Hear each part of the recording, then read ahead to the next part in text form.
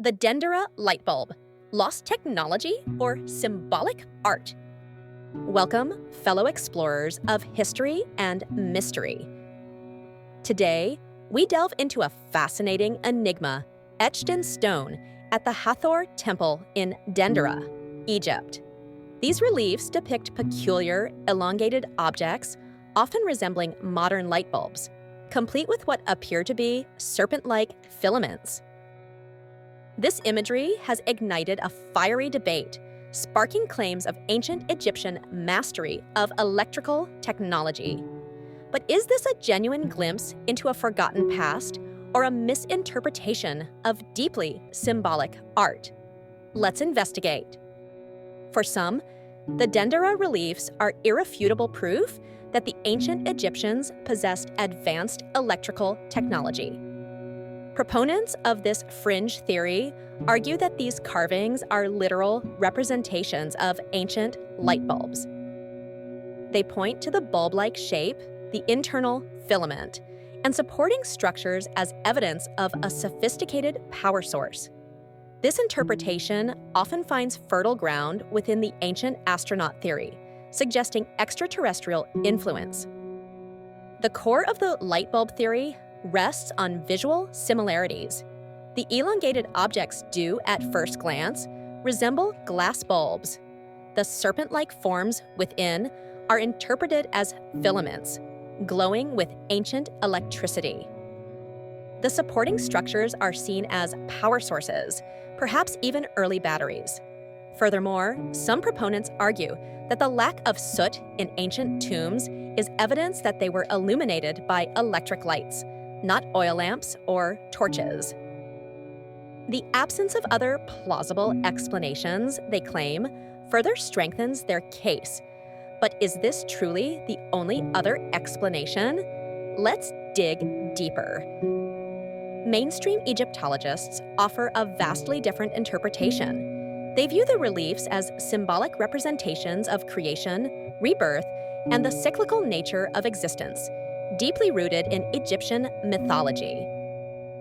The elongated objects are not light bulbs, but lotus flowers, a powerful symbol of creation and the sun's emergence from the primordial waters. The serpent is not a filament, but a representation of chaos and renewal, a vital force in the Egyptian worldview. The serpent emerging from the lotus symbolizes the sun god emerging from the primordial waters at the dawn of creation.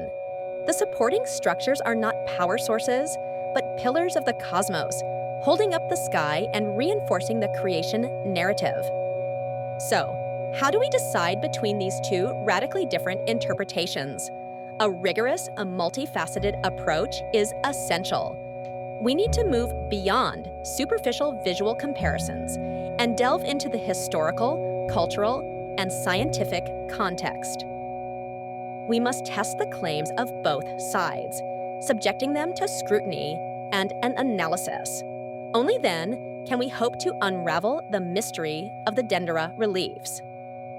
Let's begin with a detailed visual comparison. We can use diagrams to juxtapose the Dendera reliefs with schematics of modern light bulbs. Do the similarities hold up under close examination? More importantly, let's compare the reliefs with known symbolism from ancient Egypt. How do the shapes, figures, and arrangements align with established artistic conventions and religious beliefs? Next, let's consider the possibility of replicating the light bulb effect. Could we construct a device using materials and techniques available to the ancient Egyptians that would produce light? It's crucial to acknowledge the limitations of such tests. Our understanding of ancient Egyptian materials and knowledge is incomplete. A failed attempt doesn't necessarily disprove the theory, but a successful one would certainly lend it credence. Finally, let's explore the realm of experimental archaeology. Can we replicate the lotus flower and serpent imagery using ancient Egyptian techniques? This includes pigments, carving methods, and artistic styles. By recreating these elements, we can gain a deeper understanding of the artistic intent and symbolic meaning behind the reliefs. How do these images fit within the broader context of Egyptian art and religious beliefs? The Dendera Lightbulb controversy serves as a potent reminder of the dangers of misinterpreting ancient symbolism. While the visual similarities to modern technology may be intriguing, they are ultimately superficial. To truly understand these reliefs, we must examine them within their proper historical and cultural context.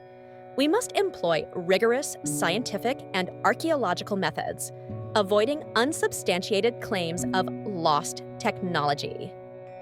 The true power of the Dendera reliefs lies not in the possibility of ancient electricity, but in their profound representation of creation and rebirth. They speak to the enduring human fascination with the mysteries of the universe and our place within it.